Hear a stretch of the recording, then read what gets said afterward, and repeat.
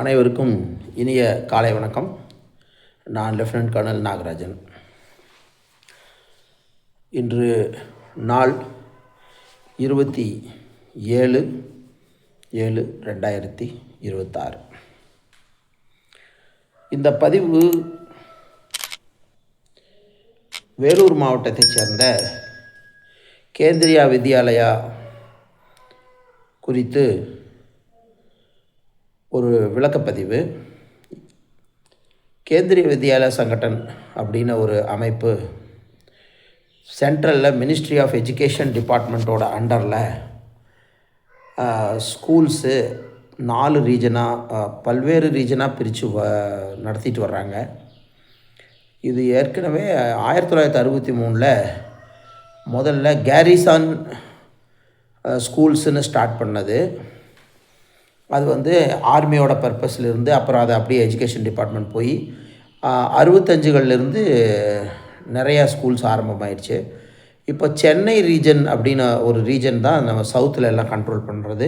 அந்த சென்னை ரீஜனில் அந்தமான் நிக்கோபார் ஐலண்ட் அப்புறம் பாண்டிச்சேரி 3 இருக்குது தமிழ்நாடோட. தமிழ்நாட்டில் மட்டும் 52 கேந்திரிய வித்யாலயா இப்போ இயங்கிட்டு இருக்குது. இப்போது கேந்திரிய வித்யாலயா எதுக்காக இயங்குது அப்படின்னா, சென்ட்ரல் கவர்மெண்ட்டோடைய எம்ப்ளாயீஸு, பர்டிகுலர்லி அந்த டிஃபென்ஸ் ஃபோர்ஸஸ்ஸு, பேராமிலிட்ரி ஃபோர்ஸஸோட குழந்தைகளுக்கு அவங்க கண்டினியூவாக ஒரு இடத்துலேருந்து இன்னொரு இடத்துக்கு அவங்க வேலை மூலமாக போயிட்டுருக்கும்போது ட்ரான்ஸ்ஃபரில் அவங்க குழந்தைகளோட படிப்பு பாதிக்கக்கூடாதுங்கிறதுக்காக ஆரம்பித்த விஷயம் இது. சிபிஎஸ்சி என்சிஆர்டி சிலபஸில் இப்போ தமிழ்நாட்டில் போயிட்டுருக்கு. ஒரு நல்ல ஸ்கூலுங்கிறத விட ஃபீஸ் கரெக்டாக கம்மியான ஸ்கூல், ஈஸியாக நம்ம டிஃபென்ஸ் ஃபோர்ஸஸ்க்கு, சென்ட்ரல் கவர்மெண்ட் எம்ப்ளாயீஸ்க்கு வேலை கிடைக்கும். இது எல்லாமே ஒரு தனி கல்ச்சர் இருக்குது. கேவி கல்ச்சர்னு ஒன்று தனியாக இருக்குது.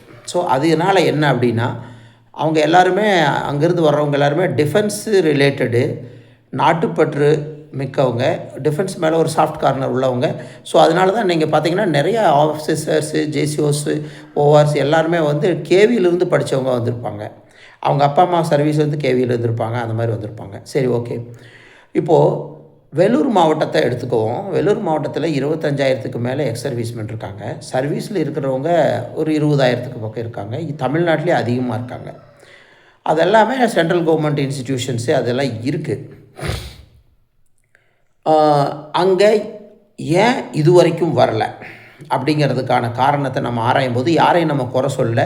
அது தெரியும் நமக்கு. யாரும் முயற்சி எடுக்கலை அப்படின்னு சொல்லுவாங்க. சிலர் முயற்சி எடுத்தோம், சரியான முயற்சி எடுக்கலை அப்படின்ட்டு. இப்போது நம்ம விநாயகமூர்த்தி சாப் தலைமையில் சங்கங்களின் சங்கமாக அவர் ஒருத்தர் மட்டும் இல்லை, நிறைய பேர் அதில் சேர்ந்து எல்லோரும் நம்ம பண்ணுவோம் அப்படின்னு ஒரு மீட்டிங் போட்டாங்க, ப்ரீ மீட்டிங் போட்டாங்க.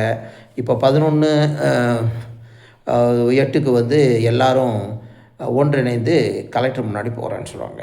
இதுக்கு நான் சொல்கிறது என்ன அப்படின்னா, ஃபஸ்ட்டு இந்த கேவி வராதுக்கான சில காரணங்கள் என்ன அப்படின்னா, கேவிக்கு உடுமலைப்பேட்டை, திருப்பூர் மாவட்டத்தில் 200 எக்ஸ் சர்வீஸ்மென் தான் இருக்காங்க. பெருசாக கவர்மெண்ட் இன்ஸ்டிடியூஷன்ஸ் ஒன்றும் இல்லை, சென்ட்ரல் கவர்மெண்ட்டுது.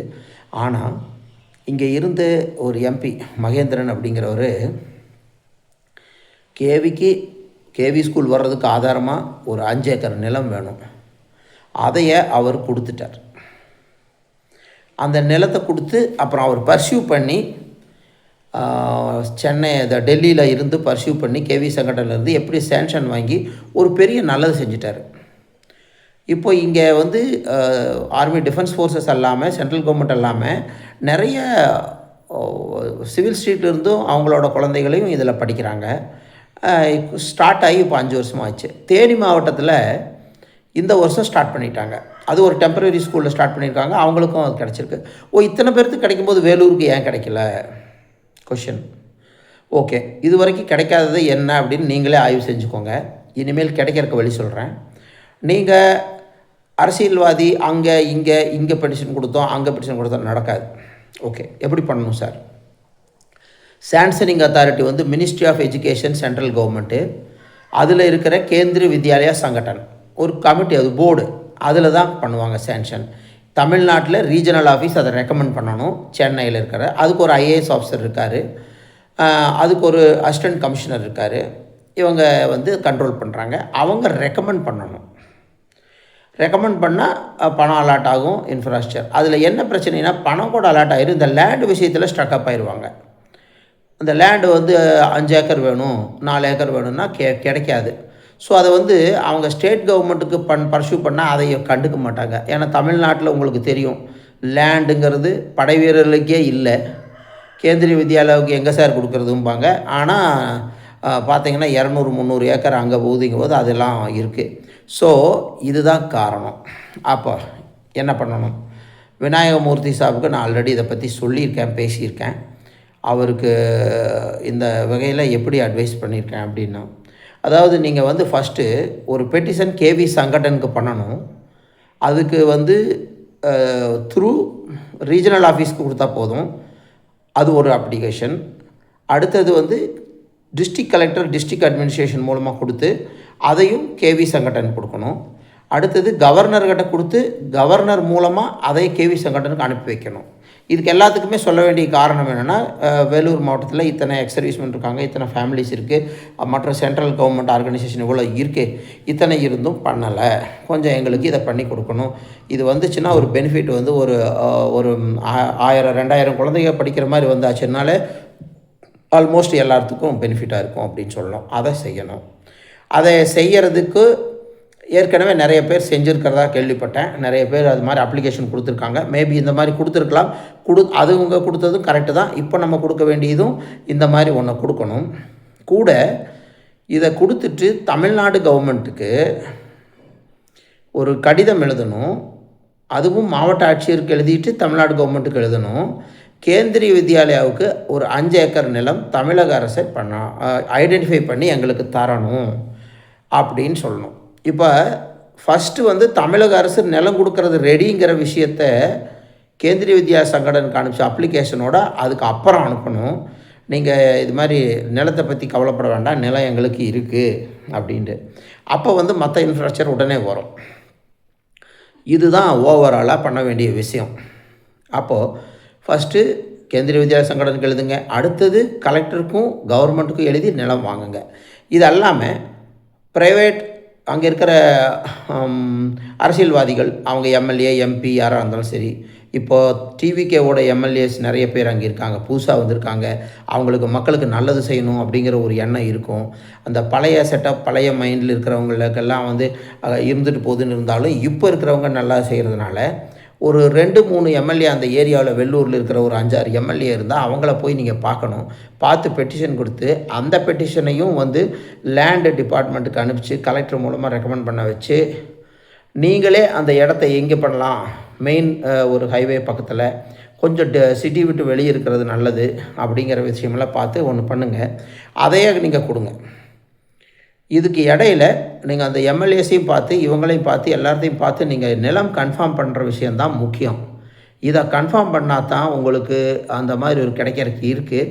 ஏன்னா கேந்திரிய வித்யாலயா போய் தனியாக நிலத்தை வாங்குறது, அதுக்கு சென்ட்ரல் கவர்மெண்ட்லேருந்து ஃபண்ட் எடுத்து முதல்ல நிலம் வாங்குறது, அதுக்கு ஸ்டேட் கவர்மெண்ட்டுக்கிட்ட சொன்னால் ஸ்டேட் கவர்மெண்ட் இங்கே தரமாட்டேன் அங்கே தரமாட்டேன், இந்த ரேட்டு அந்த ரேட்டு இந்த இதெல்லாம் சொல்லி அந்த ப்ராசஸ் வந்து பல வருஷமாக நின்றும். ஸோ லேண்ட் எங்ககிட்ட இருக்குது வாங்க. இப்போ இசிஹெச்எஸ் பார்த்தாலே அப்படி தான். இசிஹெச்எஸில் ஸ்டேட் கவர்மெண்ட் இஷ்யூஸ் எல்லாமே பண்ணணும்னு இருக்குது. டிபி ஏரியாவும் கொடுக்குறேன்னு சொல்லுது. ஸ்டேட் கவர்மெண்ட்டில் கலெக்டர் மூலமாக ப்ராசஸ் பண்ணுவாங்க. இவங்க கேட்குற இடத்துல அவங்க இல்லைம்பாங்க, அவங்க கேட்குற இடத்துல இவங்க கொடுக்க மாட்டாங்க. 10 வருஷம் இழுக்கும். அப்புறம் ஏதாவது ஒரு லெவலில் ஒரு இனிஷியேட்டிவில் தான் அது முடிஞ்சிருக்கு அப்படிங்கிறது என்னோடய எக்ஸ்பீரியன்ஸு. ஸோ தயவுசெய்து இதுக்கு எக்ஸ் சர்வீஸ்மென் நீங்கள் உங்களுடைய ரெஸ்பான்ஸு இந்த போராட்டம்னு சொன்னாலும் சரி, சத்தியாகிரக முறையில் பண்ணாலும் எதில் பண்ணாலும் சரி, உங்களோட ஒவ்வொருத்தரோட பங்களிப்பு முக்கியம். இவர் பண்ணுறாரு நான் அதனால் வரமாட்டேன், அவர் பண்ணுறாரு இதனால் வரமாட்டேன், 2 பேருமே தனித்தனியாக பண்ணி 4 பேருமே தனித்தனியாக பண்ணி 40 பேரும் தனித்தனியாக பண்ணி உங்களுக்கு இதை வராமல் 60 வருஷமாக இருக்கிறதுக்கு எல்லோரும் சேர்ந்து பண்ணியிருந்தீங்கன்னா உங்களுடைய பேர குழந்தைகள் இல்லை உங்கள் மகன் மகள் மருமகள் பட்டாளத்தில் இருந்தாங்க, அவங்களோட குழந்தைங்க அவங்கெல்லாம் இந்நேரம் கேவியில் படிச்சிருப்பாங்க.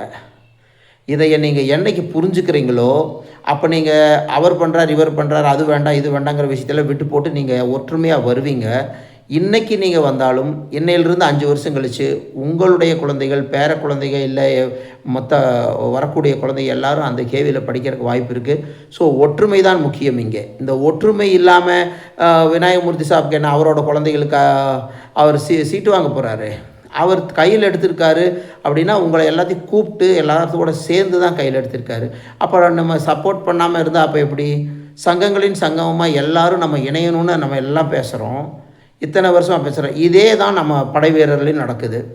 எந்த ஸ்கீமும் வராதுக்கு காரணம் எல்லாம் இப்போ இன்றைக்கி கூட மாணிக்கம் போட்டிருக்காரு, ஒரு கொள்கை முடிவு ஏன் என்ன எடுக்கிறது.